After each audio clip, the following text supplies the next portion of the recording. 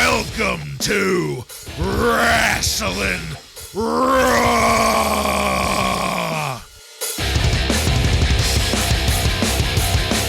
Alright, you're listening to Wrasslin Raw, the podcast that takes you back to when Raw became war and Attitude ruled. Thank you for joining us. You're here with Ryan Arico. Sorry, but I've outgrown my Speedo, folks. Joe Giammatteo. Brian Christopher's mother was only 38 years old in 1997. Oh, my goodness.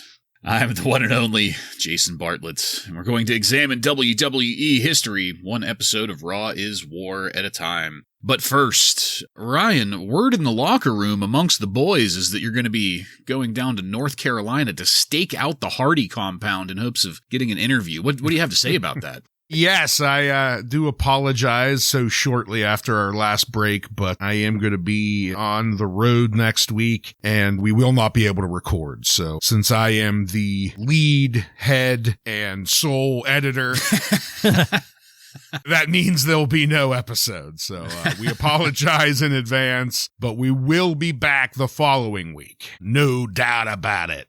No bait and switch there, folks. Yeah. Well, thank you for that. And yeah, it's that season, folks. We're all going to be doing things intermittently throughout the summer. So it's good to hear that you'll be getting out and getting some sun and rays down in North Carolina. I don't plan to leave the facility at all. I can't get in the sun. Oh, that would be absurd. Okay. You'll have your binoculars out there to be scoping out the Hardy compound. Exactly. Creeping over the fence.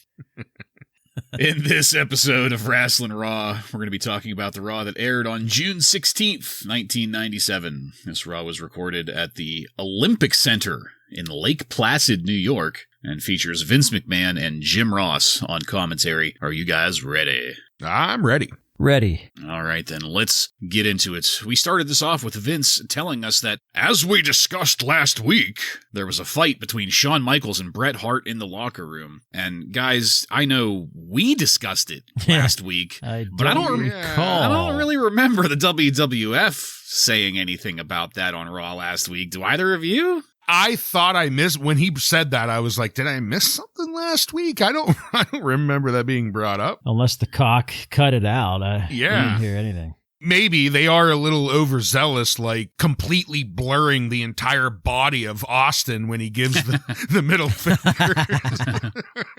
Better safe than sorry. Yeah. Don't want to piss off USA. Yeah, I thought this was maybe one of those rare but semi-frequent occasions where we're going to pretend like it did happen, even though it didn't. I guess as a result of all of this, the kerfuffle, Shawn Michaels will be out 4 to 6 weeks because his knee got re-aggravated. That darn old trick knee. Bret also, he's going to be out for an equal amount of time for his re-injured knee. And tonight is going to start a tag team tournament with the overall winners going up against Steve Austin and a partner of Austin's choice for the tag titles. Speaking of, the glass breaks here and Austin was out down the ramp and into the ring to request a chit-chat with Vince McMahon. I loved JR calling Austin a rattlesnake and an SOB. I also loved Austin telling Vince to shut up. Austin doesn't like what he's hearing about all this tag title talk. But he didn't get very far into that because Mankind broke in up on the Titantron. Mankind felt some bonding, apparently, when Austin flipped him off last week, and Mankind wants to be Austin's partner. After Austin makes a comment about never wanting Shawn Michaels to begin with and all of Shawn's ass shaking, Mankind specifically highlights that he has a nice ass and would be a worthy substitute, and the look on Vince McMahon's face was fucking classic. Pure disgust there in the ring.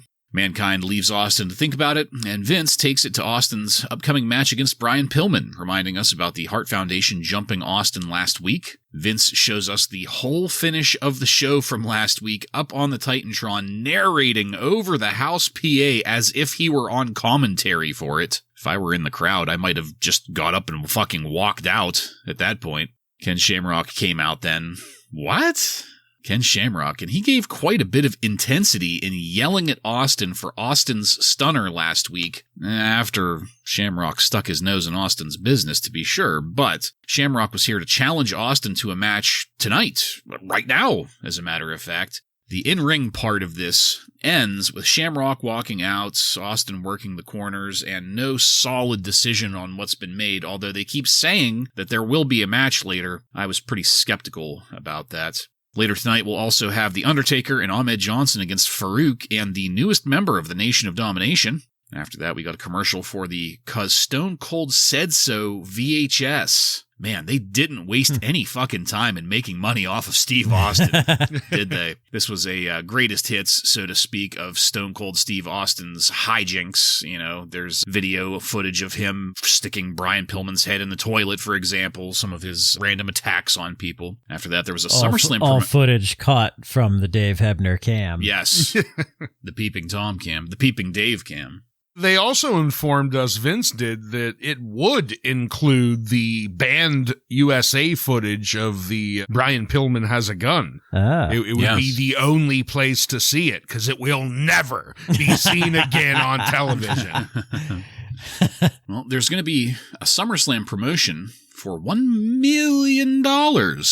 I guess it pays to watch Raw is War. That's per JR. Next up after that, Brian Pillman, complete with a replay of, I guess you'd call that a swirly, from the Dave Hebner Peeping Tom camera angle. Brian Pillman is there on our screens to cut a promo for us about his upcoming match. And in that match, he'll be taking on Austin, finally, I think, this time, with the Hart Foundation handcuffed around the ring. And that's it for the opening segment, guys. There was a lot to unpack here at the start. Joe, why don't you get us going on that?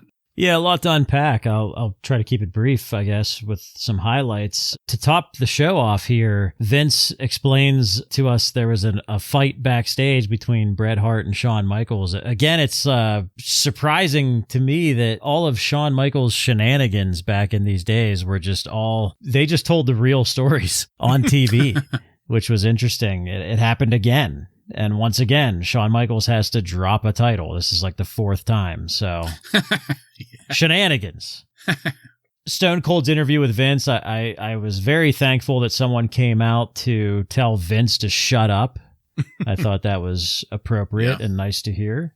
Mankind got Austin to break a little bit when he said giving him the finger created a special bond between them. You could see Austin kind of laugh a little bit. I thought that was funny. And this had to make Austin pretty happy because Austin was working with Shawn Michaels, and then Shawn Michaels' idiotic behavior kind of fucked over Austin. Yeah. You know, indirectly, but this has to make him happy. He's working with his buddy Mick Foley now, which is really good stuff. We're kind of passing Mankind around here. I called it last week. I said this is when Mankind would start lobbying to be his partner. Yeah, right. Yeah. Everything Mankind is doing right now is amazing, so I love to see it. The Ken Shamrock, I hate Bully's gimmick. I'm not real big on that. I'm looking forward to the Ken Shamrock snapping gimmick more than that. But, you know, something that's interesting to me is Austin sort of causing problems for Vince McMahon. You could tell Vince is doing the act of being annoyed by Austin's behavior, and that's really planting some seeds for what's going to happen, you know, about a year from now or whatever. That VHS, that really took me back to the 90s, like the Too Hot for TV style advertisement. Girls Gone Wild, yeah. Yeah, it was great. And the Pillman interview, again, it's great to hear another person basically tell Vince McMahon to shut up in a promo. I also liked when Brian Pillman called Ken Shamrock the world's most dangerous referee. I thought that was funny.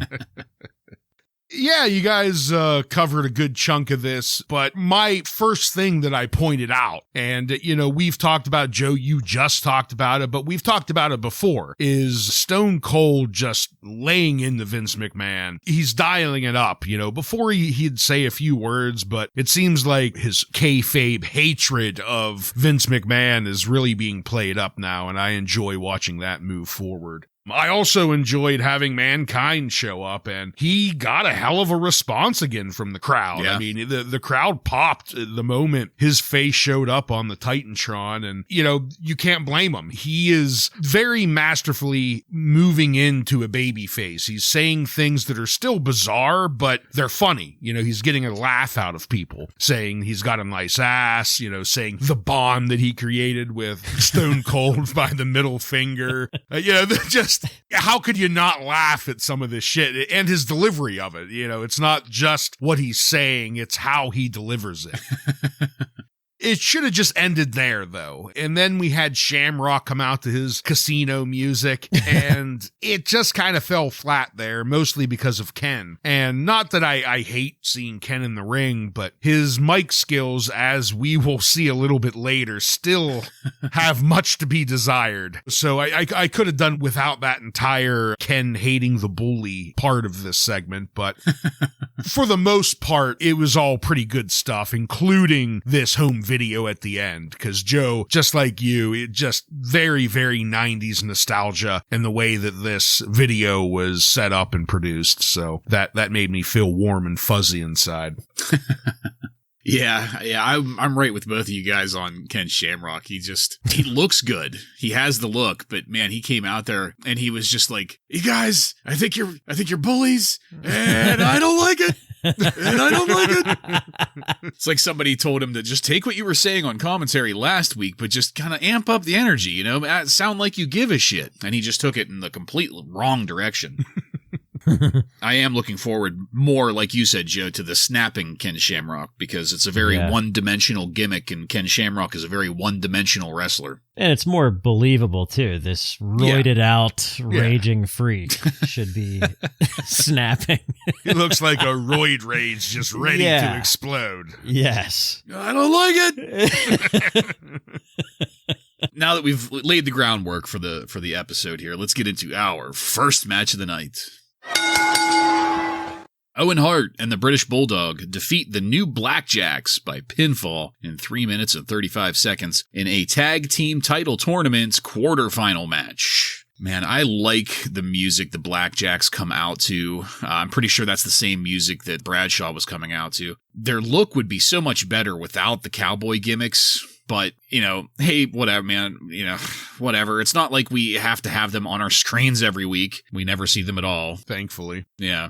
They gave us pre-match promos here that were pretty okay. They weren't terrible necessarily. Owen and the Bulldog were pretty somber coming down to the ring. They were still draped in all of that gold, and they gave a likewise okay pre-match, pre-recorded promo there. And the opening action between Wyndham and Owen looked pretty good. Bradshaw, he didn't look bad either. Of course, it's hard to look bad when you're working with Owen Hart. I liked hearing commentary talk about how over the Hart Foundation is in Canada. We'll get a little more on that later. But apparently, Owen just got cheered. They were popping their asses off for Owen Hart in Toronto. Unfortunately, though, the crowd here in Lake Placid wasn't all that energetic. They gave us zero noise up through the finish, which was a questionable roll-up pin, and then the Bulldog and Owen quickly exited the ring area. This tag team match, guys, it was serviceable, and I really struggled to come up with a better word than that. I wish I could have said more about it, and I think that's the problem. I wanted to say more because this is kicking off a tag team title tournament for the soon-to-be, well, they're not really vacating it, but Austin still has to pick a teammate to defend the titles with. But,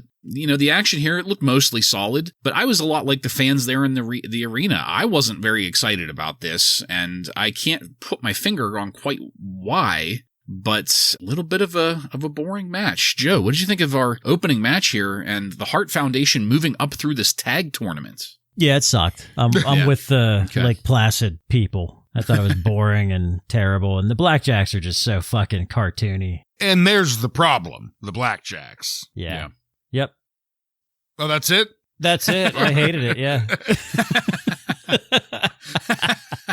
To follow up off of that, the Blackjacks are the problem. They're terrible gimmick and not necessarily their ring work. It's made up of some pretty good wrestlers. To go along with the stupid gimmick, Vince isn't even really selling it. At one point, he says, yeah, Blackjack Bradshaw, we'll call him the relative of Blackjack Lorenza. It was like he just said, we'll call him the relative. How more clear can you be about the ridiculousness and the fakeness of this tag team? I mean, you know, Owen and Bulldog, no surprise, they do a decent job in the ring, but very, very forgettable match, especially to start off this new tag team tournament. Yeah, it's a real shame because there are glimmers of goodness in the Blackjacks. I mean, it's just buried in this cartoony WWF tag team format. You know, they're kind of stuck in the same niche that the Godwins are in or were in whenever the Godwins were still active. Well, what do you mean? Well, yeah. But coming up here in a second. If they could just get rid of that cowboy gimmick, I almost feel like the Blackjacks here could be like a 90s version of like FTR today. Like just a straight old school brawler tag team. Either that or like, why can't they just be like regular Texas guys? Like, why do they have to have the cowboy and the chaps and all that bullshit? Well, Barry Windham went hunting for a gimmick and that's what he found, I guess. Yeah. Well, next up, we're going to be talking to The Undertaker and Paul Bearer here in a minute. But first, we'll be reviewing last week's 6-man tag match that eventually led to Farouk firing Crush from the Nation of Domination and Farouk's challenge to The Undertaker and Ahmed Johnson tonight. After that, Vince goes back to Paul Bearer and The Undertaker to ask about the uncertainty of the newest Nation member, as well as the uncertainty of working with Ahmed Johnson, who you'll remember punked The Undertaker out like a bitch on the pay-per-view just over a week ago, close to 2 weeks ago now, right? Mm-hmm. Paul Bearer didn't let The Undertaker speak. He basically said that both The Undertaker and Ahmed should just shut up and do what Paul Bearer says. We got a really quick view of China flexing there with Hunter Hearst Helmsley before it moved on to Ken Shamrock in the back getting ready to take on Austin later tonight. I was really looking forward to having Austin working in 2 matches, you know, with this build-up that they're doing and really getting us ready for that match. Really a double-header because they started saying that Austin versus Shamrock was going to happen after Austin versus Pillman, that other match that they've been hyping up for weeks now. That was it for this segment. I loved getting the replay of what has to be one of my top 5 favorite Raw moments with Crush getting fired. Ryan, I wanted to ask you first what you thought of the prospect of teasing this new Nation member, as well as Paul Bearer and Ken Shamrock's promos, please.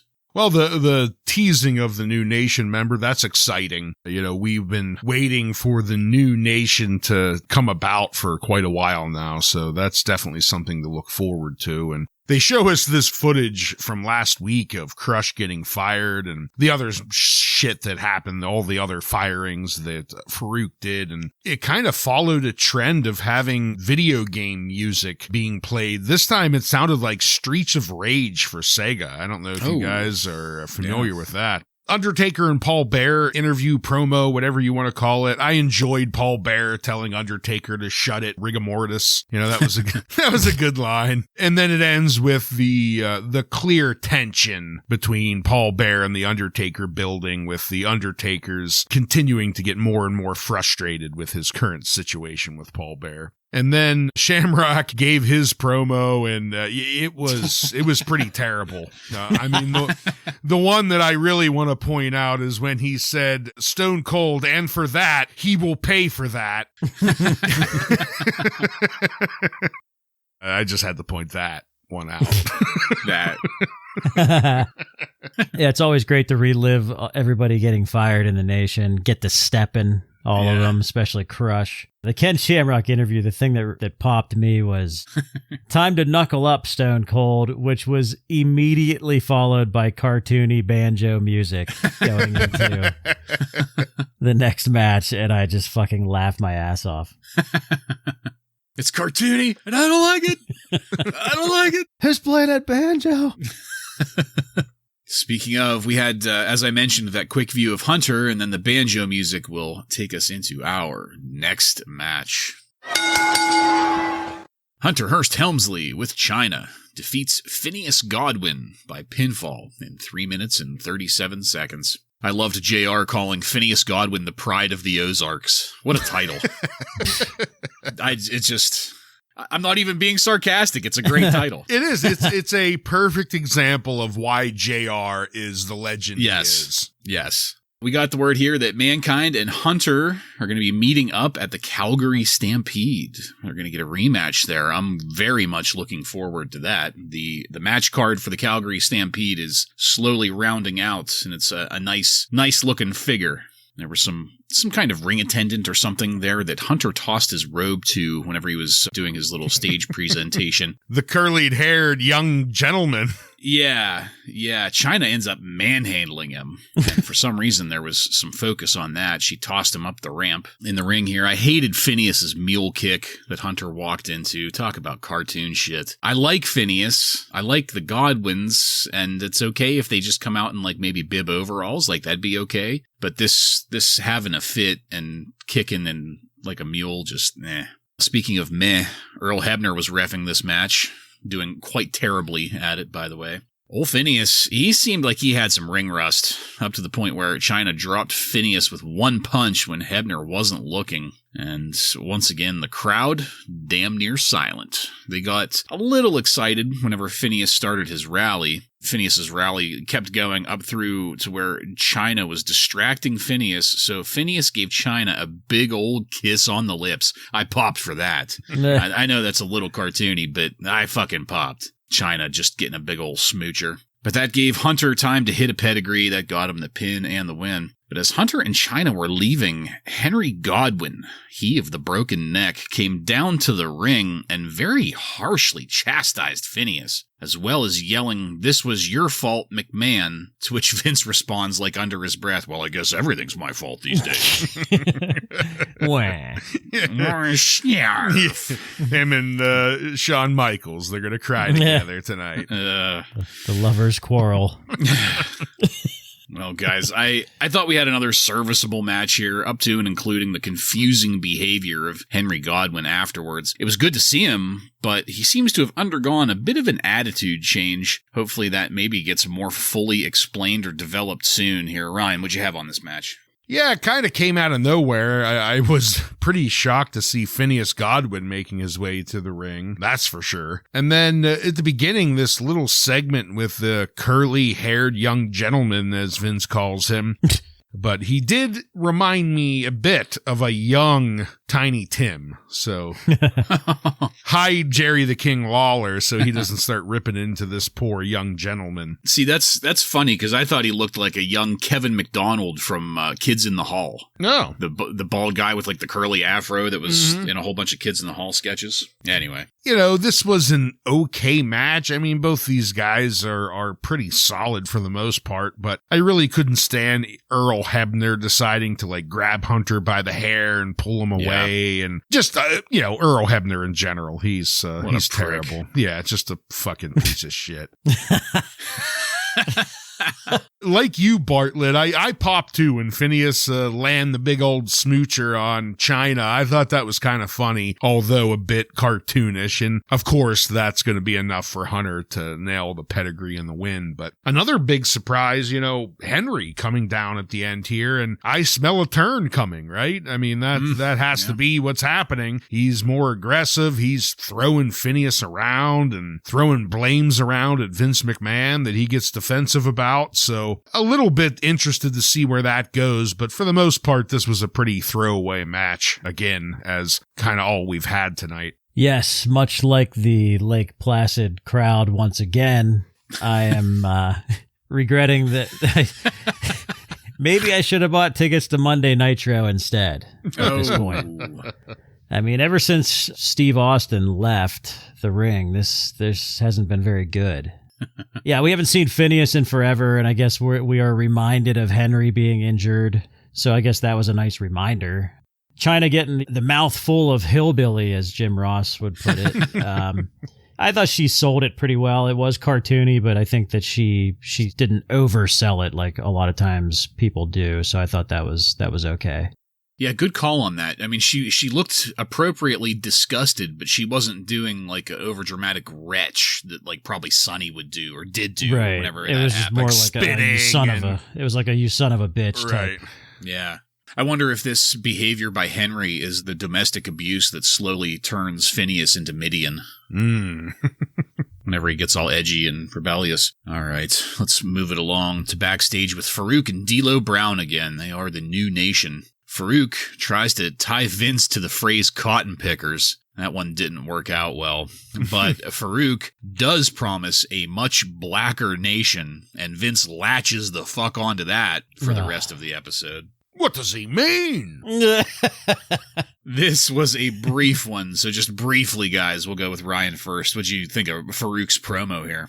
This is coming from someone who knows the future, but yeah, excited to see the new domination. I'm ready for it, and I'm glad Vince is appalled by it. Yeah, Farouk's interviews, I've said it the past few weeks, they've just been really good lately. Telling us that the nation is getting blacker. Now I'm perking up. Now this show has improved. After that, we got Sonny's entrance music, but then the news that Paul E. Dangerously will be joining commentary. Sonny's going to be the guest announcer for our next match. Chris Candido defeats What? Chris Candido? Who? Christopher and Christopher. Yeah. Defeats Brian Christopher by disqualification in 2 minutes and 50 seconds. Oh, man. Brian Christopher looked exactly the same as he always did here. I don't think that guy aged at all. Too cool. And then Candido came out. It put a big old smile on my face to see him there, especially when he threw his jacket into Brian Christopher's face. I was just really happy to be watching this. You know, this wasn't a match of the year candidate at all, but as a fan of Chris Candido, it was great to have him on my screen. So much so that I was absorbed into the match, up through to the point where Paul Heyman decides to shoot on Brian Christopher being Jerry Lawler's son. Starts to say some questionable things there on commentary. That was after some prompting from JR, and Paulie says, "Do you want me to shoot? Do you want me to shoot, JR?" Lawler came down after that to go after Paul Heyman. But then Lawler got in the ring to throw Candido off of Brian Christopher. That's what draws the DQ win for Candido. Then all of a sudden, Rob Van Dam was there. He, Christopher, and Lawler triple-teamed Candido until Tommy Dreamer showed up with a steel chair to clear the ring. Paul E., Candido, and Tommy Dreamer were all still in the ring when Vince shuffled us along to the next segment, so we'll pause there. Joe, as we all know, I'm a pretty big mark for Chris Candido, so I'm just going to leave my thoughts at that and ask you what you thought of this match. Well, I have to say this is probably the first time that I didn't think this was a very good cross promotion for ECW. The reason I say that is because we have a ECW guy up against a USWA guy. Like, how does that help Monday Night Raw at all? And then we find out all it does is it just keeps this Jerry Lawler versus Paul Heyman feud going. Do we really need that? I don't know. I just thought this was a little confusing. I guess it was cool to see Brian Christopher. You know, he's going to be a regular superstar here in a little bit, couple years. And Chris Candido, it's obviously great to see him. And I thought Sonny was actually a pretty good ring announcer too. I thought that was pretty good use of Sonny.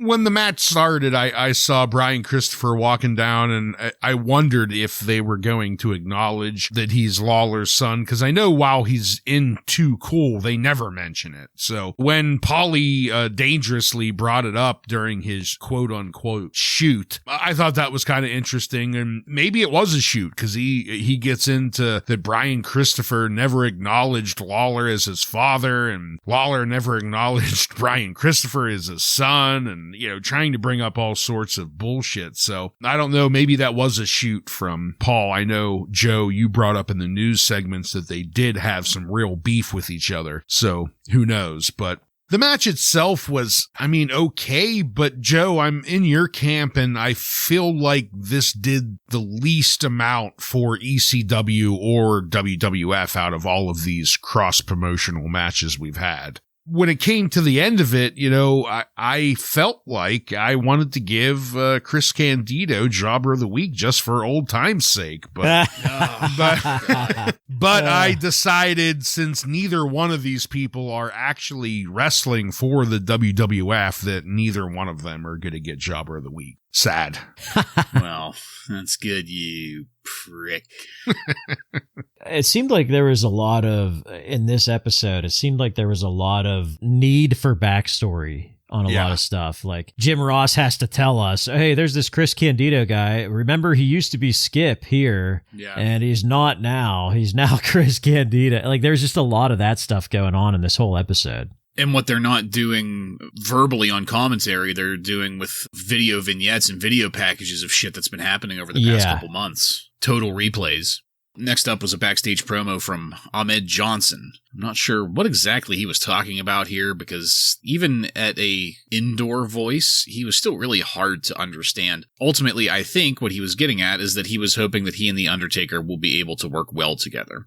After that, we got a quick look at Goldust and Marlena. Yes, they are man and wife. Before moving along. We got some of that footage from the show in Toronto last Saturday where the Canadians all, as a nation, collectively popped their asses off for the Hart Foundation. And then we went to Jim the Anvil Neidhart to cut a promo, and it wasn't good at all. No. It didn't make sense. It was cringe levels of bad. I could keep going with how terrible that was. People just need to go watch it. Go watch this 30-second rant by him and just laugh. Couldn't even work up to give a shit to laugh, man. Well, before we move along, we'll go with Joe first. Ahmed's and Anvil's promos, please. Oh, they were horrible, both of them, I thought. And, you know, the highlights from Toronto were, it sounded like Bret Hart was getting some boos from that crowd, and there were some Austin t-shirts there. So I thought that was kind of weird, but he was then putting Canada over big time, and that kind of changed their mind, it sounded like. What do you mean? The entire nation of Canada popped. Yeah. I don't have a ton to add. These were two terrible promos. Yeah. That's pretty much it. Both of these guys don't do a very good job on the mic. Yeah, the more we get out of the Anvil, the more I keep coming back to Joe. I think you had said it a couple weeks ago. Like, him and this whole thing was fine for the 80s, but it's just really, really worn out now. All right, well, as I said, we had a quick look at the man and wife, Goldust and Marlena. That set us up for our next match. Goldust with Marlena defeats Jim the Anvil Neidhart by pinfall in 3 minutes and 47 seconds. The Anvil is just so terrible. So terrible. The happy-go-lucky Mr. and Mrs. Runnels, well, they're fucking terrible too. I miss the weird Goldust. We got a replay of what happened at the end of that European title match last week, including that section with Ken Shamrock rescuing Marlena from the Bulldog. Oh, by the way, did I say that the Anvil is garbage in the ring? Because he fucking is. He sucked. And I gotta be honest, I think I zoned out for a while. I don't know. All I know is that every time I looked up from my laptop, I saw the Anvil doing something fucking terrible. And then it was over. Again, I'm not sure just how this was an upset, as JR put it, but I do know that the whole finish was extremely awkward and that the crowd wasn't into this at all. Ryan, what did I miss in this match? Damned if I know, because I was as into it as the crowd. Out of the gate was bad when they were introduced as Mr. and Mrs. Reynolds instead of Goldust and Marlena. I mean, that just out of the gate put a fucking shit taste in my mouth. And it didn't leave. It didn't leave the entire time. At the very start, I mean, I'll give a little bit of credit to Goldust. He starts to land a few good-looking stiff hits to Anvil. But the moment Anvil took over and he's huffing and puffing like the fucking wolf from the Three Little Pigs, and it just goes downhill. Nothing went good. Then Bulldog comes out and we continue this shit where I guess Bulldog's now a woman beater. He's trying to lay his hands on Marlena. Then Goldust confronts him and then gets the quick victory over, I should have gave Anvil the jobber of the week, jobber Anvil here. Poor match, just kind of goes along with the trend of the night. Just a very forgettable and head-scratcher of a match. Like, I don't know why these two were paired. Yeah. Yeah, I actually laughed out loud a couple times during this match. The first time was when the ring okay, so the Anvil is part of the Hart Foundation stable. The ring announcer is announcing Jim the Anvil Neidhart from Reno, Nevada. I'm like, wow. Like, just make something up, you know? Like, make up some Canadian area where he's from just for the gimmick, you know? Reno, Saskatchewan. Just more reminders from commentary that Goldust is not gay. You might as well just have a ticker across the screen, you know? Goldust is not gay. Maybe that's how the Fink should start announcing him to the ring. Yes. Goldust, who is not gay. Yeah. It's so annoying. The other time I laughed out loud was when Goldust won the match, but they started playing the British Bulldog's music. I forgot about British that. Bulldog is not even in the match. So that I just said, you know what? That's very fitting for this because this was the shit. Yeah. Yeah, nothing to add on to that, man. And you're Ryan. You're right. You can visually see the Anvil run out of gas every time he's in a match. Yeah. Yeah. All right. The further we stay away from that match, the better. Let's go backstage with Steve Austin. Austin's ready for that fight with Pillman. He cuts a promo saying as much. And after a brief commercial break, we got a replay of what happened earlier in the episode between Austin and Shamrock. We also got a replay of Farouk's bigger and blacker promo. There was virtually no new material here. So that is what took us into the second hour of Raw is War and our next match. Stone Cold Steve Austin defeats Brian Pillman by disqualification in 11 minutes and 45 seconds with the Hart Foundation handcuffed to ring posts throughout most of it. You know, I had no idea what to think about the start of this. This had been built up for so many weeks. It had gotten shuffled around so many times due to so many different things. I wasn't quite sure how to process it. You know, we got the Hart Foundation there in those handcuffs. That's like almost like a big time pay-per-view thing. You know, that was the original plan, was for them to be handcuffed to the ring posts during the pay-per-view. But here it just felt, I don't know, a little insignificant. Maybe it was the zero energy from the Lake Placid crowd. You know, maybe it was a plethora of other things that have happened that just sucked the life out of this. The in-ring work was serviceable at first, but I didn't really get interested in what I was seeing until Austin crotched Pillman on the ropes and then proceeded to go corner to corner and beat on each member of the Hart Foundation handcuffed there. That was a pretty entertaining thing, and I thought that was extremely clever, doing something to sideline Brian Pillman for a few minutes so that Austin could take advantage of that situation. But then there was some strangling using a utility cord, some kind of something like that. Pillman's nose got broken, for real, and then back to another commercial break. I was surprised at just how quiet the crowd was in this, had remained throughout this. They weren't completely silent, but there were just so many points where the arena got like eerily calm and just... It just sounded empty. You could see people there, but it sounded empty. I was just kind of sitting there watching this. I was trying to think of interesting things to say about it, but I honestly couldn't. I just could not think of what to talk about with this match. Then referee Mike Chioda, he got a stunner right there in front of the second referee who had been there to keep track of the people that were handcuffed to the ring. And what happened?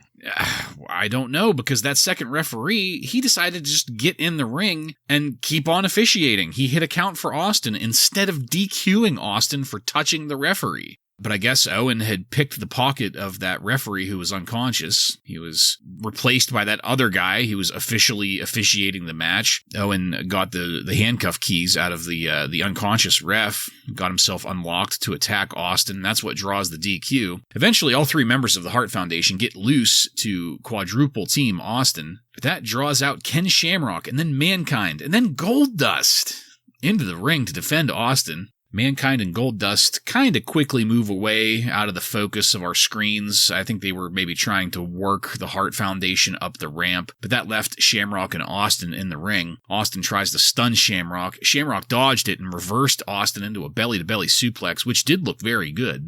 And this is where I guess Austin and Shamrock were maybe supposed to have that match. But Austin goes after Shamrock, they're rolling around, and then Legion of Doom shows up to break things up. That's when Goldust, just out of nowhere, comes back, grabs a microphone. Apparently Goldust is the peacemaker here in this situation, and he gives a pep talk that just didn't sound weird or bizarre at all. It sounded very normal and very un-Goldust, and I fucking hated it. This is a setup to announce that these 5, so Stone Cold, Goldust, Ken Shamrock, and the Legion of Doom, are the 5 challengers for the Canadian Stampede. So we broke to commercial, and that's where we'll end it. Guys, I don't know what else to say about it. It was serviceable. But otherwise, like, it feels like this whole thing was just a victim of both bad luck, maybe too much hype, the finish was questionable, so was this awkward-ass setup to this gang of 5 heading to Calgary. Goldust is the heart and soul of the team. I don't fucking know. Like, seriously. Joe, what did you think of this?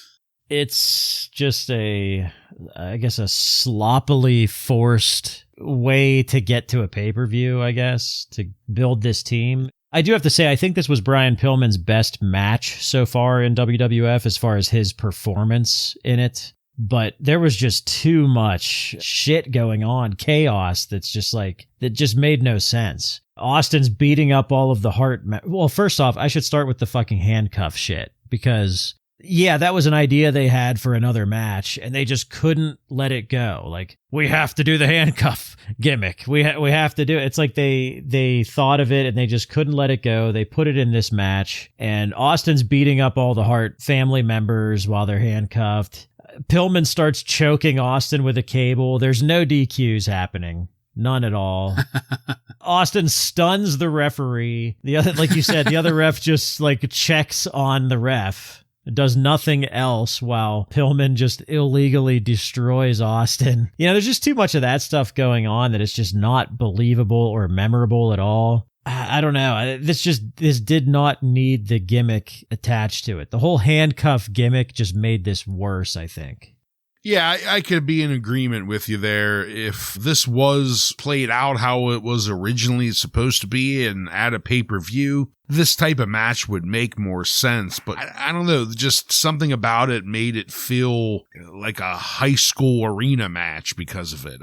Which is weird to say that it's good for a pay-per-view but not for a Raw, but I don't know. It's just, it's how it kind of comes off, you know? And unfortunately, you know, these two guys, you could tell that they've worked together a lot, but they're being hindered by Brian Pillman's limitations in the ring right now. Yes. You know, like, it's not bad, but we're nowhere close to Flying Brian here. I mean, he just can't do it. And the match is definitely suffering because of that. And I feel like because of that problem, they had to lean hard on the gimmick of this match and then ultimately the interruption, which I will say, I will give a little bit of credit. I thought it was a little bit clever that you have Owen yoink the key from the ref that Stone Cold just stunned right in front of him.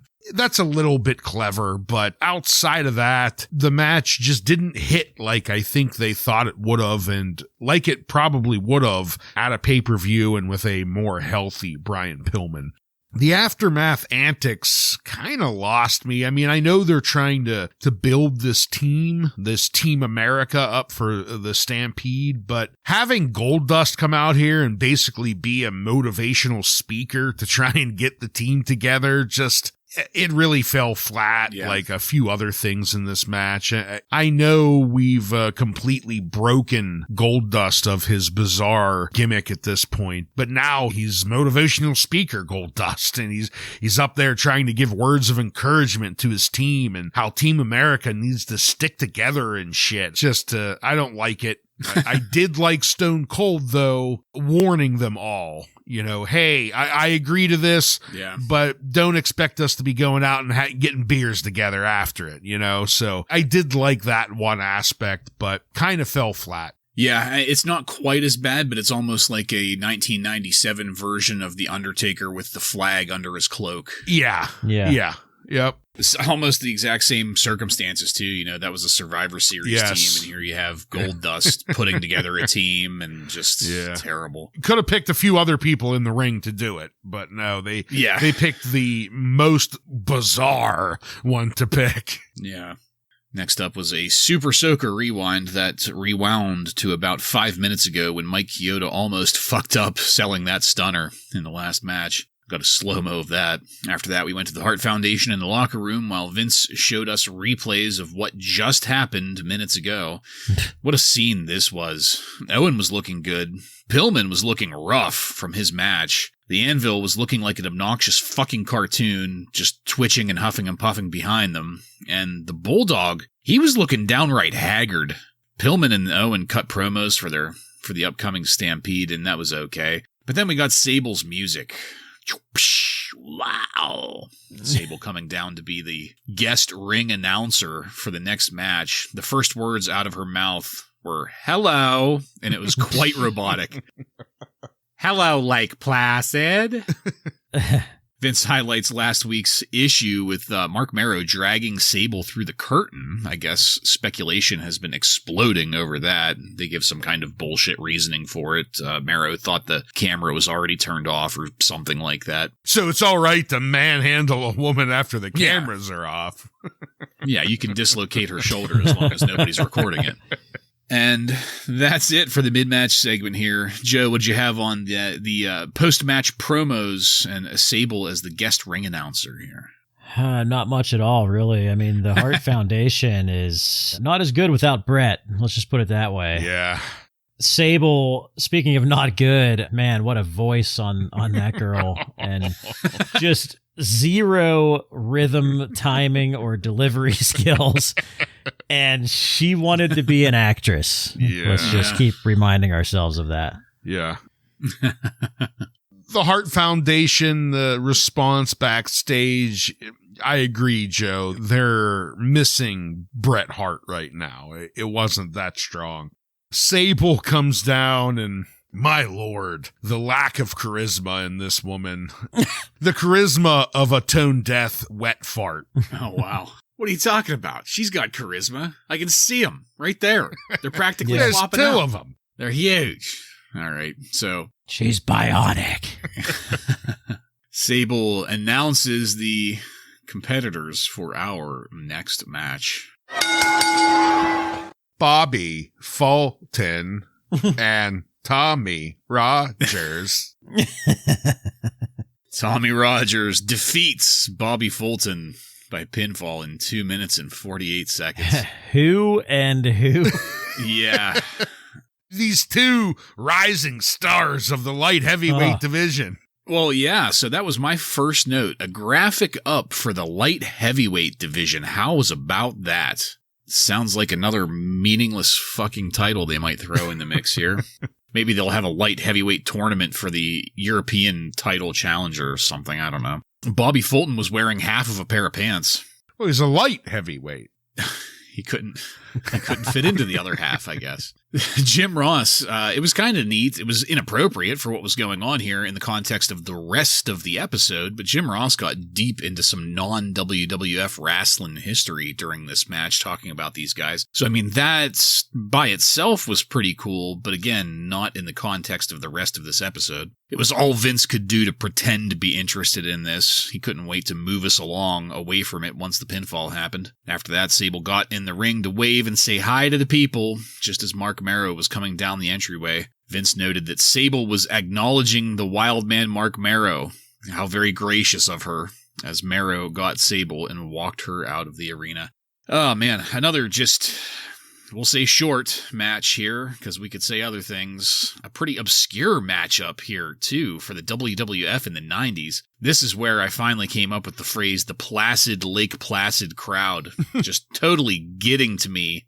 I don't know if it was that or what, but it was all I could do to keep my fucking eyes open during this match. Ryan, what'd you have on it? It's a very, very forgettable match. I mean, I know that we had the special graphics for the new light heavyweight division that these two guys are pioneering in, but I had a hard time getting very excited for it. JR did his best to try and build us up for this match. He tells us these two guys were tag team partners for over 13 years. So, that's something. And I was very, very tempted to give Bobby Fulton Jobber of the Week. But there were a couple things. One, that they are the two pioneering opponents of the light heavyweight division made me think otherwise. That, they had a special graphic. Both of these guys were given full legit entrances and JR giving them a backstory. So I didn't give Bobby Fulton Jobber of the Week right now, but I have a feeling if he ever shows up on our TV screen again, he is going to get slapped with that title. The wrestling actually wasn't terrible, but who the fuck are these two guys and why the fuck do I care about them? And that's ultimately how I felt when it ended. And I think commentary kind of felt that way too, it seemed, in their tone and excitement over the match. Something tells me you're going to know more about Bobby Fulton than you want to know here real soon if he gets Jobber of the Week. Like I said, I almost feel like we may never see these two again, but... Yeah. Well, I certainly hope we don't, because I hated all of this. And Jim Ross telling us these guys were a tag team for 13 years was actually a bit of a mistake, because I already am uninterested. If I don't know who these fucking guys are after 13 years of wrestling, then I don't care. You're never going to know. Yeah. They worked together for 13 years. Well, I would think the match would be better then. Well, and Tommy Rogers, he looked like a wrestler. Bobby Fulton looked like a dad. Yeah. I mean, he was just like some guy they threw in there. We'll call him Bobby Dad Bod Fulton. Oh, God. He looked like so many jobbers that have graced the annals of the Jobber of the Week archive. Yeah. Right up to the ridiculous tights. Yeah.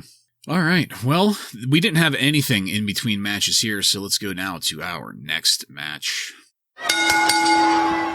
The Headbangers defeat Jerry Lawler and Rob Van Dam by pinfall in 3 minutes and 37 seconds in a tag team title tournament quarterfinal match. The Headbangers gave us a pretty obnoxious pre-match promo during entrances, complete with Mosh spitting water into Thrasher's face. It was just gross. And again, I think I said it a couple weeks ago. I'm pretty sure, I can see how teenage me thought that was just hilarious and great. It's extreme. But now I'm just like, oh God, what a pair of knuckleheads these guys are. There was a very dramatic camera view of Heyman and Tommy Dreamer in the crowd. They were there making very dramatic faces. No business. Absolutely no business. None. No well, Tommy Dreamer did buy a ticket that he will be flashing here. Mosh and Thrasher, they were both working well in this. So was RVD for that matter. Jerry Lawler, he went back to being a bit cartoonish. He did not spend a ton of time in this match, but what time he did spend was doing very cartoonish things. Mosh's rally with double body slams for Lawler and Van Dam looked good, but once again, it didn't really seem like anyone in the crowd or the entire arena there gave a shit until the Sandman came out of nowhere and crotched Lawler on a Singapore cane. That gave the Headbangers the opportunity to set up the stage dive to get the pin and the win. Little bit of crowd excitement there. Afterwards, there was, of course, the predicted scuffle between Rob Van Dam, Tommy Dreamer, the Sandman, and then the whole ECW crew got escorted out. This was, I thought, maybe a good enough match for the most part. It was worked mostly well, but again, zero electricity in the arena. Joe, I know you've kind of already said your piece on this earlier with Chris Candido, but, overall, you've been pretty up on this cross-promotional thing with ECW. Did this match stack up with your expectations? Did it bring you back from that low you felt with the match earlier?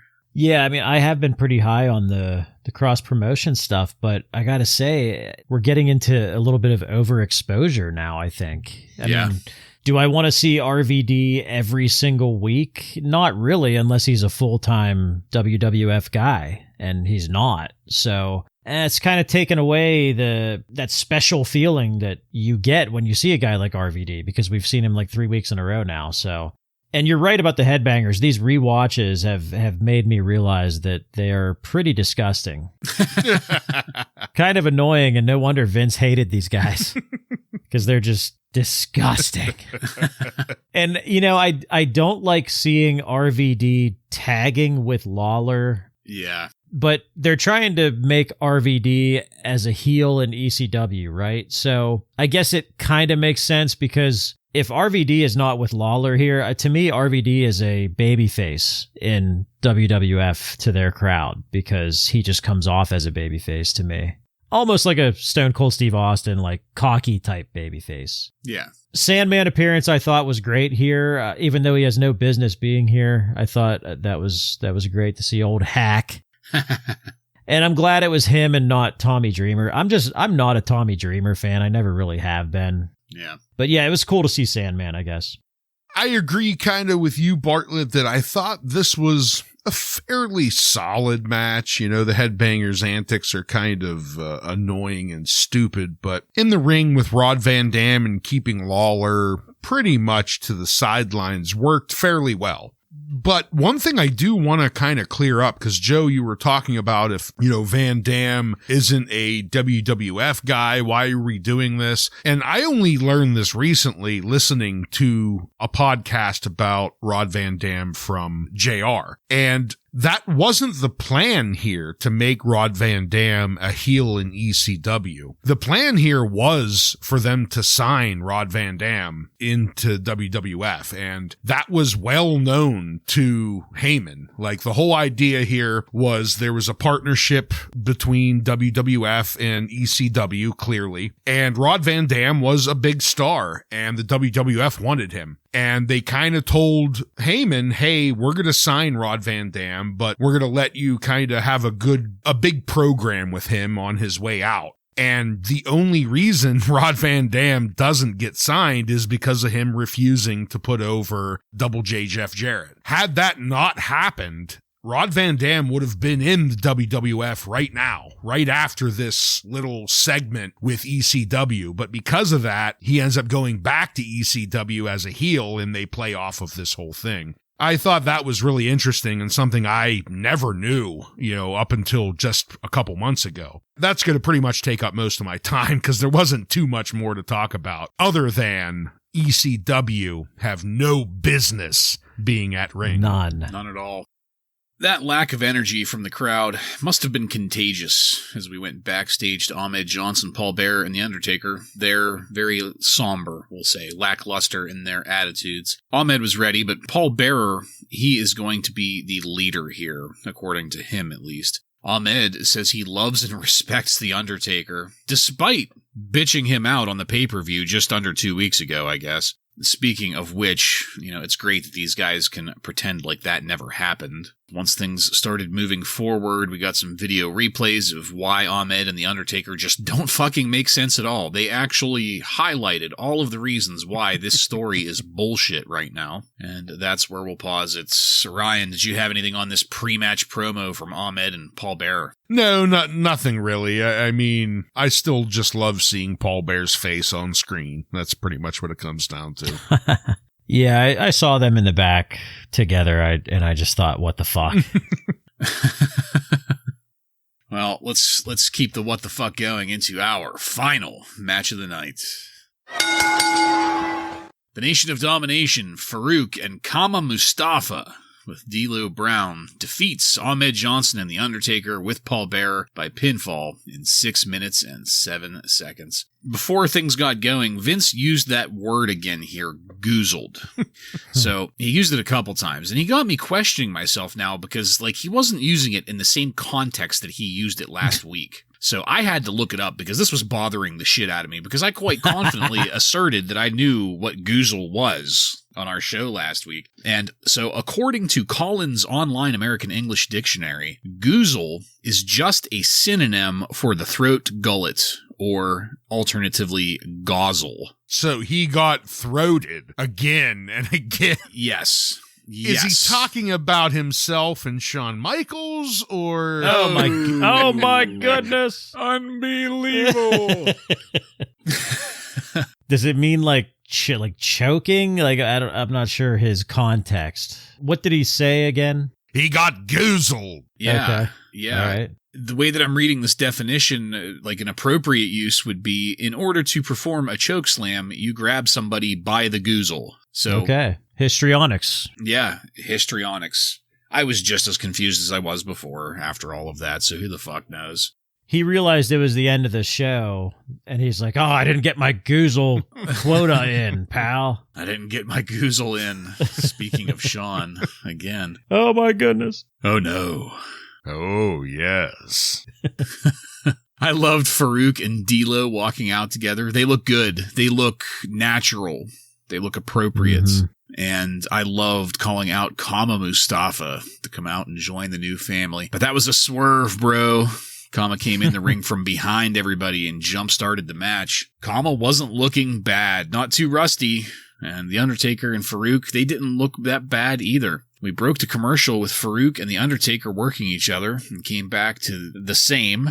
Ahmed, he hadn't been in the ring yet at all. That was just as well as far as I was concerned. The Undertaker got a great-looking choke slam on Farouk. And then Vince and JR started spitballing who the fourth member of the nation might be. And they started naming all of the black wrestlers they can think of, because after all, this is going to be the blacker nation. They run down the list. Mr. Hughes, Butch Reed, Abdullah the Butcher, the Junkyard Dog, and that's where they ran out of names of people that they could think of that might have been appropriate. I thought it was hilarious that they went with Mr. Hughes first. Yeah. Could you imagine ending the show with Mr. Hughes joining the Nation of Domination? My God. End of the podcast. Well, at this point, is Mr. Hughes still alive? Yeah, he recovered from his little health scare. Yeah. I don't think he ever came back to wrestling. No, right. Well, whenever I was typing that last note, listing all of these black wrestlers, the finish came out of nowhere. Ahmed hadn't even gotten tagged into the ring, and the nation quickly hoofed it up the entryway to a chorus of boos. The most energy this crowd had all fucking night was to boo the finish of this match. But then, out of nowhere, Ahmed Johnson hits The Undertaker with a Pearl River plunge, bitching The Undertaker out once again. Yes. And then Ahmed walks up to join his new stable in the new Nation of Domination as the fourth man. The new members of the Nation of Domination all hug each other. That's right, Ahmed and Farouk, who fucking hate each other and have for weeks and weeks since they came in, practically, since Farouk first debuted. And we got replays of The Undertaker getting bitched out over and over again, just bitching The Undertaker out as we faded to black. Well, guys, I was honestly happy to end this fucking episode. This match was once again serviceable, like so many others on the card tonight. That was the best thing I could say about it, but the finish here was anticlimactic. It felt like we were doing a disservice to Kama, and while I remember Ahmed being in the Nation of Domination, I didn't remember it being booked in such a half-assed way. This is just it feels very sloppy. Ryan, as our resident asshole for The Undertaker, who, by the way, got bitched out yet again tonight by Ahmed Johnson, what did you think of this match and the way that Raw ended? Has there ever been a monster heavyweight champ bitched out any more than they've done to The Undertaker in the last 2 weeks? Could you imagine Andre being treated like this? Or any other... Hogan? Yeah, Hogan, but I mean, but I wouldn't consider Hogan a monster. Well, no, like any world champ, really. Any world champ, but then make them, their persona is monster, like The Undertaker is, and it makes even less sense that he just is getting the shit kicked out of him left and right. I mean, this match, it's not even like he got screwed or goozled. he just got completely annihilated by Kama. Kama just lands his finisher clean and straight and gets a 1-2-3 on him. I mean, I don't have anything against Kama. Kama came in and looked like a powerhouse. Kama looked good. Like you said, Bartlett, very little rust for a guy we haven't seen for a while. So I'm excited to have Kama in the Nation of Domination. Just the way they did it here. And then after that bitching, they have Ahmed Johnson completely humiliate the worthless, weak Undertaker again. It's really mind-boggling that you would do that to such a star that has this type of persona. It just doesn't fit. It doesn't make sense. And obviously it's not going to ruin the Undertaker. He's going to go on to have one of the greatest careers ever, but it's a real head scratcher to end something that I was looking forward to. The formation of the new Nation of Domination was something I was excited for, and still am. I just felt like they did it with the wrong person here. Yeah, Bartlett, you mentioned, there's things that we remember about the Nation, but we don't remember how it all went down. We remember Ahmed being a part of it, but we don't know, how that went down. Same thing with The Rock. We're going to see that soon. But this came off as very dissatisfying. Like we were excited, Crush is gone. Clarence is get to stepping. Yeah. And we're excited for this better Nation. And then Kama joins. It's like, okay, this is cool. And then they do the Ahmed. This was just a very telegraphed heel turn, even though we kind of already know, we know what happened, that Ahmed joined the Nation. But this was just such a weak telegraphed way to do it. And I also don't like that they had both of these guys join the Nation in the same night. Why couldn't they draw this out a little bit longer? I'm not sure why they didn't do that. But I feel like after this, they probably felt like they probably wanted to have this one back. I feel like they maybe had that feeling after. And, something else that I read in the Observer was that I guess Ahmed Johnson was strongly against this heel turn. He did not want to do it, but they made him do it. So just moving forward, we're probably going to see the fact that he never wanted to do this heel turn, because I think it's just not going to be very good. So what you're saying is that Ahmed Johnson matches are going to get even worse. Well, just any angle that he's involved in is going to get worse. But making him a, non-leader member of a faction kind of puts him down the card anyway, doesn't it? Yeah. Yeah, kind of. Much like The Undertaker being bitched out and goozled repeatedly. Yes. He's kind of getting bumped down the respect card here. As I said, we faded to black, so let's take it on over to highlights and lowlights.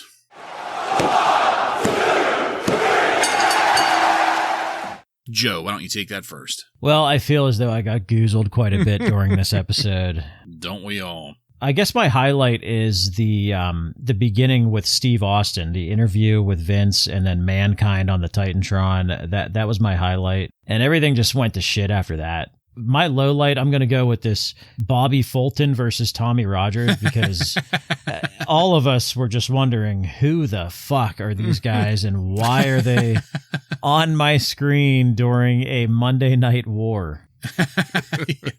My highlight's going to be pretty similar. It's mostly going to be Stone Cold and the hinting at him teaming up with Mankind. That's something to definitely look forward to. The low light is the continuation of bitching out the Undertaker and just making him look like an absolute pathetic punk here. I didn't remember this, and, I feel like there are better ways to establish the Nation than to ruin one of your biggest icons in your company. Yeah, well, you make a very compelling point with that, because they did make The Undertaker look like probably the world's biggest bitch. Yeah. Repeatedly, week after week. We're into the double digits now, I think. It's at least a dozen times that he's been bitched out by almost everybody.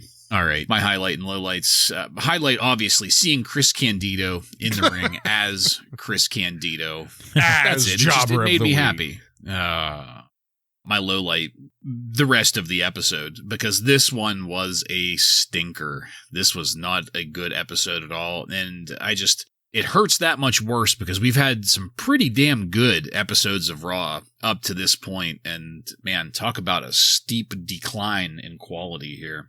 Joseph, you wouldn't happen to have any contemporary wrestling news from on and around June 16th, 1997 for us, would you? Yes, I do. From the Wrestling Observer, there's some more news on the Shawn Michaels, Bret Hart situation. Basically, Dave Meltzer, the way that he writes this kind of makes Shawn Michaels look like a total bitch. Apparently, Shawn cussed out Vince McMahon after the backstage fight with Brett and said to Vince, "I'll never work for your fucking ass again." And they apparently kissed and made up because Michaels will be back in a few weeks. Shawn Michaels' attorney sent the WWF a letter saying that he has not breached his contract, but that he was injured, claiming a knee and neck injury during the fight, and he's unable to wrestle for 4 to 6 weeks. Mm-hmm. Bret Hart, on the other hand, he wanted to do a live interview on this Raw show and cut a shoot-style promo about the whole situation, but that idea was rejected. Of course he did. In fear that he would say something to antagonize Shawn Michaels.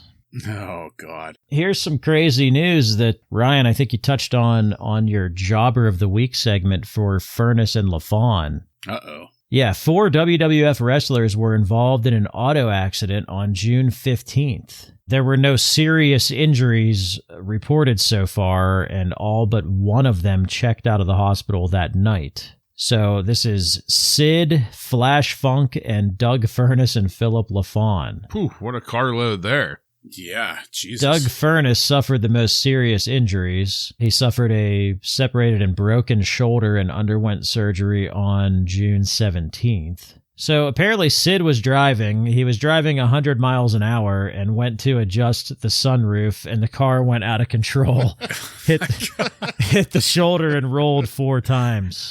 A lot of damage to the vehicle, but thankfully the 4 men were not severely injured. Master of the world, but not of the sunroof. Not of the wheel or the sunroof, yeah. Dave Meltzer has a description of this Raw episode. I'm going to take a deep breath before I read this because there's no punctuation, so let me get ready here. He said this was a bad show in front of a small crowd in a large arena that was not reacting well, with a lot of dud matches and a lot of new faces and angles that really didn't seem to get over. Whew. Man, not a comma to be found. I can hear it. Oh, man, the amount of ands in that sentence. Yeah. I know you guys have been patiently waiting on news about the Vader trial in Kuwait. Oh, yeah. I know that you've been on the edge of your seat. That was supposed to happen this past week, but it's been postponed to June 24th, so we're going to have to wait. Bait I'm and sorry. switch. Thanks, Joe. Yep. Yeah. WWF has hired a new announcer. His name is Michael Cole. Ooh. Michael Cole worked the Shotgun Saturday Night Show last week with Jim Cornette as his first announcer job. And that is all this week. All right. Well, thank you, Joseph, illuminating as always. And that's it, folks. We are done with this one. I want to thank you again for joining us. If you like what we're doing here and want to connect with us, you can email us at WRASSLINRAW, just add @gmail.com to the end of that to submit questions or comments. Check us out on social media and on every podcast subscription platform. While you're there, don't forget to follow and subscribe to get every episode of Wrasslin Raw coming to you every week. Give us a 5-star review and tell all of your friends to tune in to the most dastardly Monday Night Raw review podcast on the airwaves. Next week, Ryan is going to be scoping out some Hardys in sunny North Carolina. Got some good binoculars picked out. Not going to be an episode released, but the following week, we are going to take a look at the Raw that aired on June 23rd, 1997, with matches featuring Vader, Sabu, and many more. So, for Joe and Ryan, I'm Jason, and this has been Wrasslin Raw.